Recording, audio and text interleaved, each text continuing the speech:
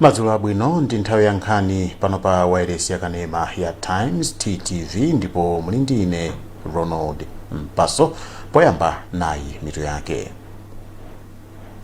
Mtsogoleri wa chipani cha UTM Amaiko Usi walepheretsa msonkhano waukulu kutsatira kumangidwa kwa mlembi wamkulu wa chipanichi a Patricia Kaliati. Chiwerengero cha opezeka ndi kolera chikupitirira kukwera mboma la Karonga. Ndipo nkhani zina bungwe la Malawi Human Rights Commission lapeza kuti ndende zikupitirira kukumana ndi mavuto ochuluka mdziko muno. Tindi zimenezi ndi zina zambiri, teni tikhalire limodzi. Nkhani yathu yoyamba, mtsogoleri wa chipani cha UTM Amaiko Usi walepheretsa msonkhano waukulu kutsatira kumangidwa kwa mlembi wamkulu wa chipanichi Mayi Patricia Kaliati. Mawa lino akuluakulu a chipanichi amayembekezeka kuti akumane mwazina kuti akakambirane zokhudza ndalama zimene anthu amene akuyembekezera kuti adzapikisane nawo maudindo osiyanasiyana akuyenera kuti adzapereke. Koma Usi ati alepheretsa msonkhanowu malinga ndi kuti ofunika kwambiri ndipo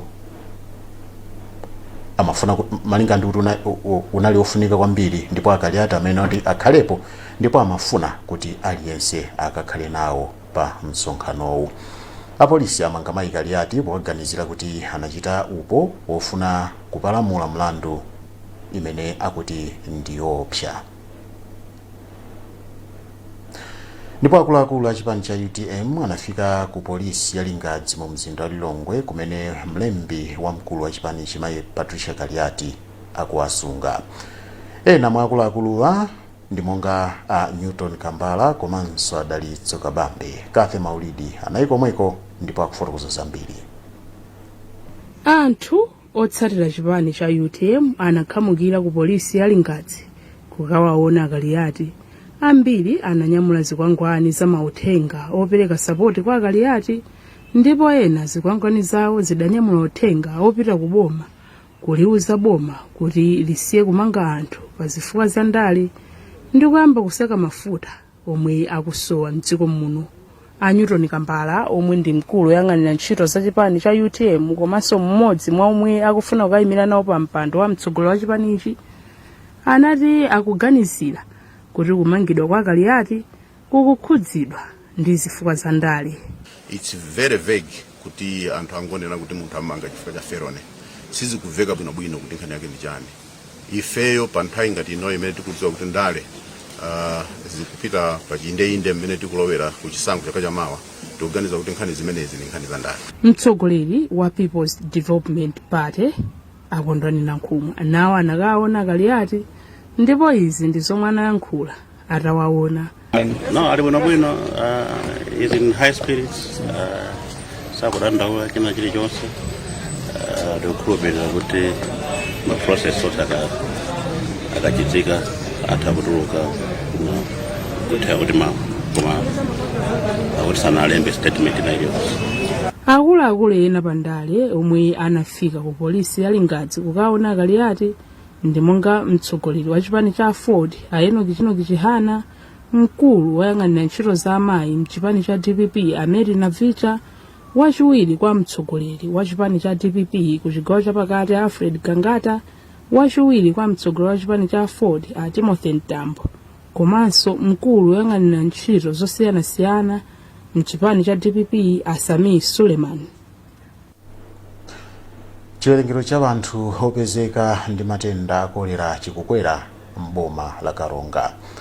Ofesi ya zaumoyo mbomali yati pofika dzulo chiwerengerochi chinali pa 35 ndipo anthu anayi ndi amene afa kuyambira mwezi watha. Zambiri mulipotiri la Patience Lunda. Mkulu wa zaumoyo mboma la Karonga a David Sibale anati pa imfa zinayizi zitatu zinali chifukwa choti anafika ku chipatala mochedwa ndipo mmodzi anafika atamwalira kale. Asiwale anati matendawa akufala kwambiri chifukwa choti anthu sakumwa madzi aukhondo komanso ena akumakhala amalawi amene amakhala mdziko la Tanzania lomwe ndiloyandikana ndi bomali. Iwo anati ofesi yawo ikufunika mafuta ochuluka kuti afikire anthu ndi mauthenga komanso kulondoloza anthu amene anadwalapo matendawa ndipo akukumananso ndi vuto loti akumane ndi azaumoyo a mdziko la Tanzania kuti athandizane kuthana ndi matendawa. Chikuchitikaso ndi choti tili ndi abale athu omwe akukhala mbali ina ija ku Tanzania akadwala ndi amene akumaza thamangira ku mbali ya kumalawi kuno kuzalandira chithandizo. Ndiye ena chifukwa mitunda ndi yaitali amafika mochedwa basi kungofikira kumwalira oro ena akuwabweresa oti amwalira kale pa omwe taona. Pa odwala asanu ndi mmodzi wa mmodzi ndi ogwira ntchito ku chipatala ndipo onse agonekedwa ndipo akulandira thandizo la mankhwala. Kumbali yake mmodzi mwa anthu omenyera maufulu a zaumoyo amaziko Matemba anati dziko lino lili ndi vuto loti limatayirira likaona kuti matenda a kolera achepa zomwe sizikuyenera kumakhala choncho. Amatemba anaonjezera kuti pali kufunika kopeza yankho pa vuto la madzi lomwe lili m'bomali. Ina tizo kuna kuti kamange banji kuti mafuta amenewa atichepere manga mawaka kuti samangerejisa makesi zingani zilili ukalonga choambirira kuza kuti umizi wanthumu umakama kumiro siyana amafumu ambungisa boma ama-CPO amene wanena akuisidwe ntchito osati kamodzi kokha nthawi zonse kuti mafuta ngamene tichepere. Matenda awa akupezeka kwambiri m'madera a Mlale, Mpata ndi Songwe m'bomali. Mliri wa matenda a kolera wakhala ukubuka mdziko muno kuchokera mchaka cha 1998 maka nyengo ya dzinja. Bungwe la United Nations Development Program UNDP lapereka matablet okwana 56 ndi makompyuta awiri a desktop ku National Statistical Office. Polankhula pa mwambo opereka zipangizozi mu mzinda wa Lilongwe, mkulu wa UNDP kuno ku Malawi a Fenela Frost anati zipangizozi zithandizira poyang'anira za mmene nkhani zokhudzana ndi nkhanza kwa amayi zikuyendera. Polankhula tandi ya zipangizozi, mkulu wa National Statistical Office a Shelton Kanyanda anayamikira bungweri ponena kuti zipangizozi zithandiza kusintha kagwiridwe ka ntchito komanso chitetezo pakusonkhanitsa mauthenga osiyanasiyana. Akanyanda akufotokoza. Kutola data kwathu khanga tikukwekerako chifukwa choti kale tikamalemba pa mapepala kumatumizirana timayenera kuti 1 tigule stationary ija imadula kwambiri, 2 kuti munthu alembe malembedwe athu amakhala osiyanasiyana ndi zimabweretsa timati ma errors mu data muja, 3 ndiye tikumayenera so kuti munthu achoke kumene kuna kwatoledwa data ija ibwere ka ndi pa district ka ipiteno kweneso ku headquarters ndiye tikambe so kulowetsa data ija. Zimene zimapangitsa kuti nthawi imene chinthu ija chachitika ndi pamene tikupanga ripoti izikhanga tikutalika kwa panopa nthawi ite makhano taibweza koma thapa tsiku la lero ndi kuti data yafika kweneso kuzomba. Munkhani za ulimi, magulu a alimi okwana makumi asanu ochokera maboma a Mulanje ndi Phalombe akuyembekezeka kupindula ndi ngongole zopanda chiwongoladzanja. Mabungwe a Christian Aid ndi Alliance Development Africa Foundation ndi amene akupereka ngongolezi. Kudzera mndondomekoyi, mabungwewa akuyembekezeka kupereka ndalama zokwana 250 million kwacha. Isaac Salima akufotokoza.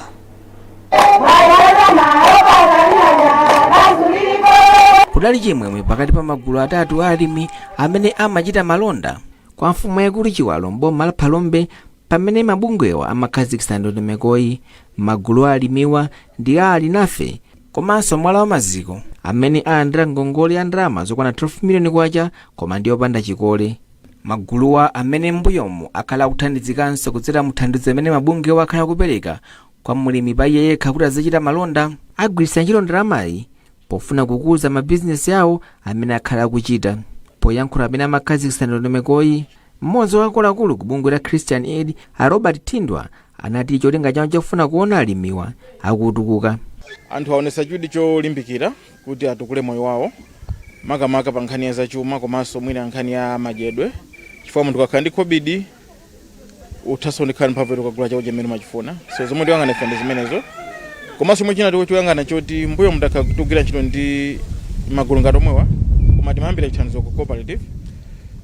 Kuti muona kuti maliza sake kusiyana bendi oyambira pasi kuti munthu kuyamba kumpasa mindset ya business adakali paeka. Nkulona za mapulogalamu ku bungwe la Alliance Development Africa Foundation Limited Atamara Kumwenda adati ali ndi chikhulupiriro kuti alimiwa atukuka m'magawo osiyanasiyana.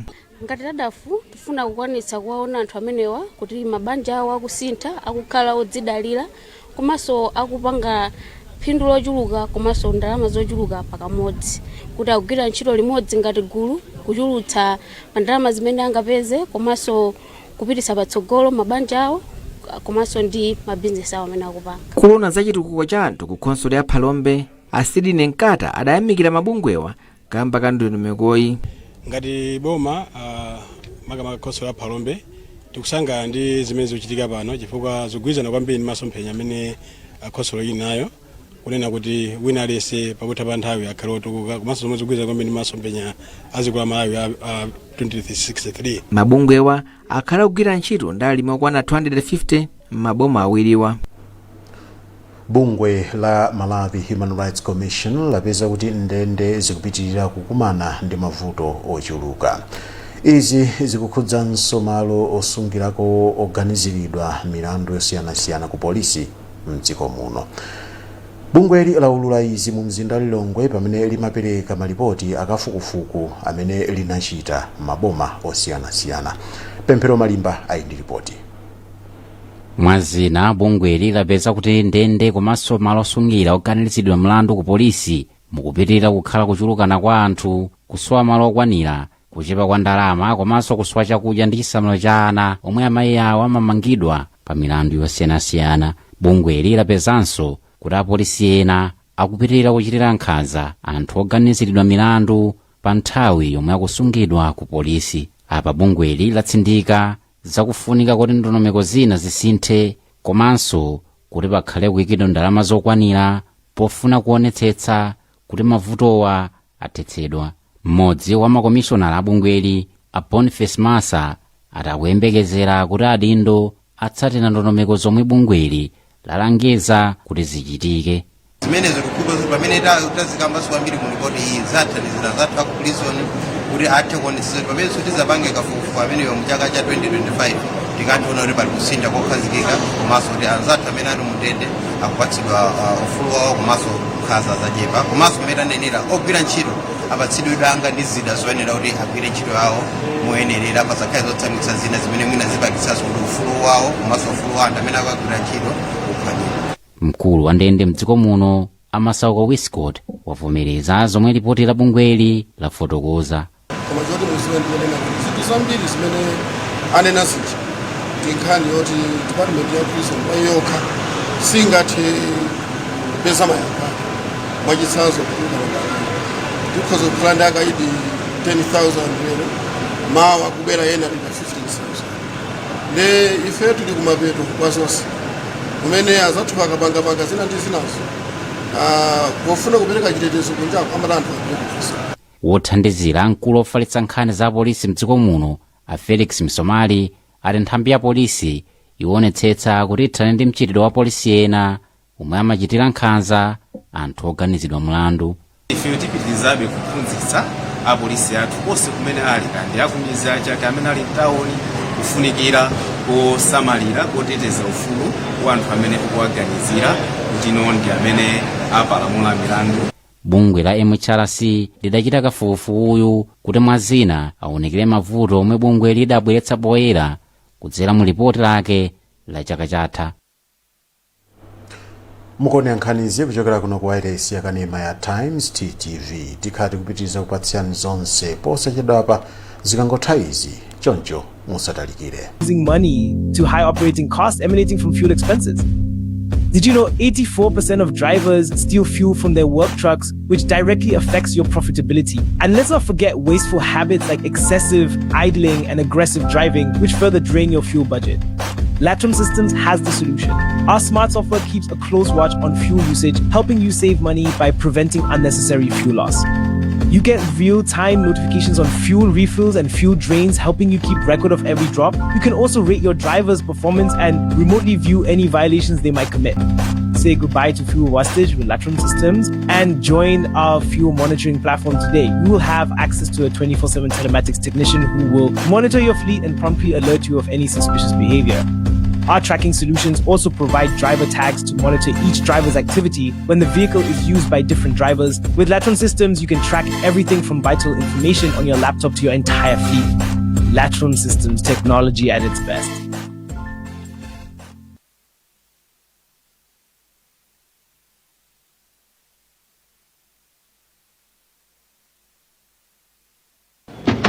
Yes, Loani. Sikomota kulandirani. Sorry, Panita. Bwanji goti. Cholembera chino bwana. Ife tuma office muno timagwirisa ntchito zolembera zake zimenezi. Cholembera ichi ndi cha bantry. Zolembera za bantry zakazi kukutumikirani kwa nthawi yayitali. Pano tikulengeza kuti tabwera ndi zolembera zatsopano zomwe zili m'mapangidwe awiri, classic ndi winner. Zolemberazi ndi zokongola, zolemba bwino komanso zolemba nthawi yayitali. Zolembera za bantry zimabwera m'mitundu inayi, black, blue, red ndi green, ndipo mutha kugwiritsa ntchito mu ofesi, ku sukulu ndi malo ena. Akupanga zolembera za bantry ndi a Euro Industries, kampani yeniyeni ya Chimalawi. Gulani katundu wopangidwa ku Malawi konkuno kuti mutukule dziko lanu. Phone Blantyre 0888-107-261, Lilongwe 0886-074-737. Bantry, buy original, avoid counterfeit. Bantry, write miles with a smile. When pain clouds your child's sunny days, Parapain Baby swoops in, specially formulated to chase away pain and bring back the smiles. Uniquely developed so that it doesn't contain a drop of salicylic acid, ensuring the safety of our children. Whether it's fever, teething discomfort, or tummy troubles, our hero is on the case, ensuring your little one feels better, faster, with a taste kids love. But remember, it's not a sweet. Parapain Baby is designed for easy intake, chewed or dissolved. Brought to you by Mwai Pharma. Parapain Baby. Tough on fever, gentle on tummies. Mene tikupitiriza kupatsirani nkhanizi. Unduna za umoyo wati ndokhutira ndi mmene ntchito yofuna kuti nzika iliyonse izitha kufikira ntchito za umoyo mosavuta ikuyendera. Izi azinena ndi nduna za umoyo Maikhumbi Zekandodo Chiponda pamene imayendera maboma aneno ndi Tcholo. Ndunayi imayendera momwe ntchito yomanga zipatala zing'ono za Kambale ndi Lomola ikuyendera maboma awiriwa. Ndi zambiri mulipoti ili limene walemba Innocent Mphongolo. Ndi khumbokhumbo la utsogoleri wa dziko lino kuti nzika zisamayende mtunda opyola makilomita asanu pofuna kulandira thandizo la chipatala. Izi chifukwa chake panakhazikitsidwa ndondomeko yomanga zipatala zing'ono ku madera a dziko lino komwe ndikovuta kufikako. Pa chiwerengerochi malingana ndi nduna ya zaumoyo Maikhumbi Zekandodo Chiponda, zipatala zokwana 200 zinayambidwa kale, zomwe mwa izo 25 zikumangidwa ndi thandizo la ndalama lochokera ku Global Fund, pomwe zinazo zikumangidwa ndi ndalama za boma la Malawi ndi mabungwe ena okhudzidwa. Koma ndi momwe ntchito yomanga zipatalazi ikuyendera, nduna ya zaumoyo Maikhumbi Zekandodo Chiponda ati ndi okhutira ndipo alonjeza anthu okhala m'madera ozungulira zipatalazi kuti ziyamba kugwira ntchito pa 1 Novemba chaka chino. Tufuna kuti anthu okhala ntchito ku zipatala zathu nawonso azikhala malo abwino, azikhala nyumba zabwino. Iniyo mudziwa kuti malo kwambiri zimativuta kuti anthu okhala ntchito amathawako mukapanga transfer amathawako chifukwa kumakhala kulibe nyumba zabwino. Chifukwa chake ulendo uno motsogozedwa ndi president akunena kuti tikamanga chipatala tizimanganso nyumba zabwino, nyumba zamakono. Zipatala zing'ono za Kambale kuneno ndi Lomola ku Tcholo ndi zina zomwe zikulandira thandizo lochokera ku Global Fund. Ndipo Dr. Doreen Sanje ndi nthumwi ya bungweli kuno ku Malawi, ndipo iwo atinso ndi okhutira ndi momwe ntchito yomanga zipatalazi ikuyendera. Pano pa zipatala zomwe zikumangidwa ndi 25. Zipatala zimene zili kumapeto kwake komaliza kuti zimalizidwe. Monga ngati ulendo uno taona kuti anduna ayendera zipatala ziwiri, china chakuneno ndi kuno. Zipatala zimene zilizonera kuti pomafika pa 1 zikhala kuti zayambidwa. Nawo mafumu ndi okondwa monga momwe akufotokozera Senior Chief Ndalama amboma la Tcholo. Achipitira kunoko chinthu chakupatali kwambiri chimene mwinanso mazikoko athu amene anamwalira kuno akana hakuti amagwa kumanda atazuka kufika pano kuona nyumba zimenezi kuona chipata chimenechi akana khata kundu kwambiri akanamvanso kumayoko koma kuti ziko la Sinthali kumizi kuja kwa Sinthali. Zipatala zing'ono-zing'onozi zikumakhala ndi malo operekera thandizo la chipatala komanso nyumba zamakono ziwiri zokhalamo ogwira ntchito mu zipatalazi. Mtsikana wina wa zaka 25 amene ndi olumala Wezi Mwanza walandira thandizo. Anthu ena akufuna kwabwino amdziko muno komanso kunja atamvera nkhani yake. Mayi ake a mtsikanayu amamutsekera mnyumba akamapita ku maganyu nkumusiya yekha mnyumbamo. Samkalimira aidi nkhani yonse.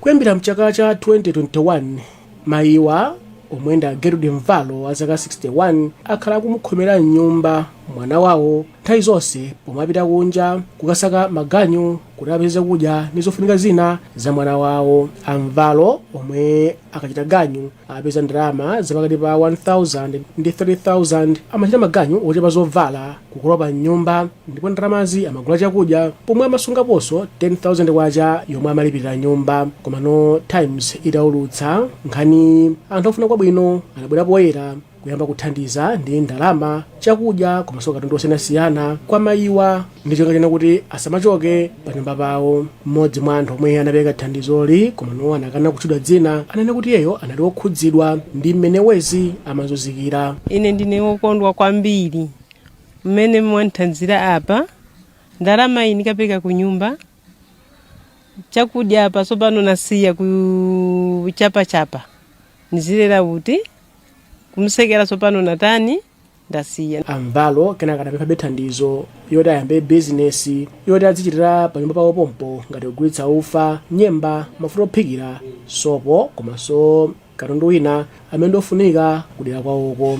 Mmodzi mwa anthu akudera ali a Hanex Simwayi anati apeza malo kuti amangepo nyumba ya mayiwa komano eni malowa akufuna ndalama zokwana 1 miliyoni kwacha. Iwo anena kuti anthu ena akufuna kwabwino akuti atha kupereka ndalama yokwana 400,000 kwacha ndipo akusaka ndalama zina zoti zikwaniritse kugula malowa.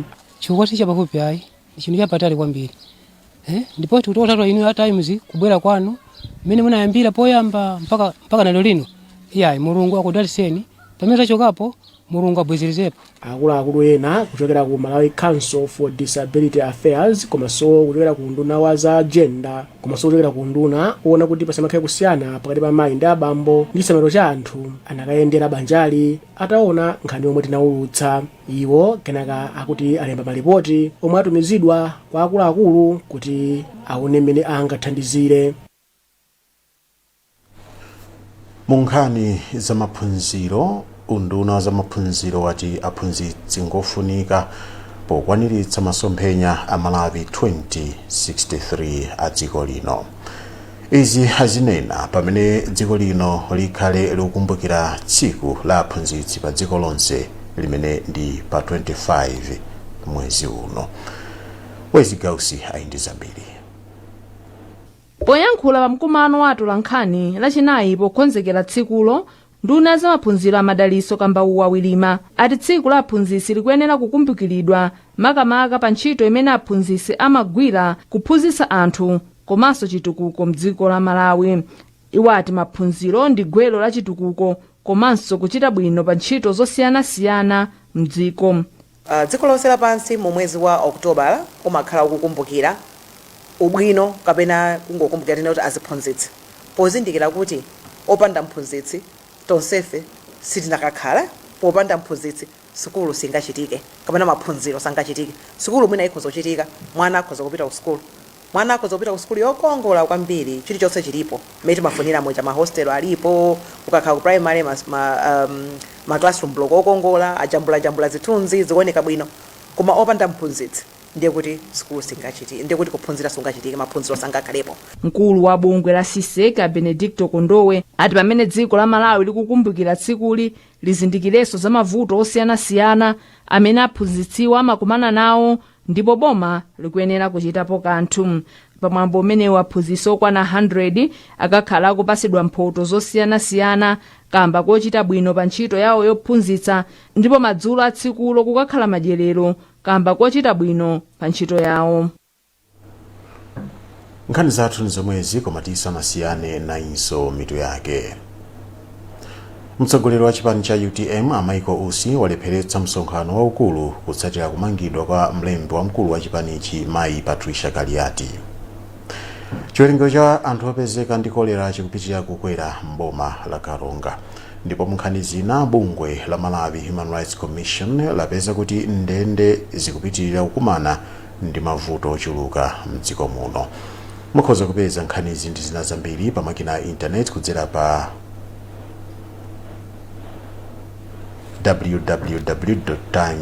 www.times.com komanso pa Facebook pa tsamba la Times 360 Malawi. Munayi ndine Ronald Mpaso ndikufunireni zabwino zonse mmene mupitiriza kuonera maprogram osiyanasiyana pano pa wireless ya Kanema number 1 Malawi monse muno Times Television TTV. Ino tidzakumanenso tsiku lina zikomo.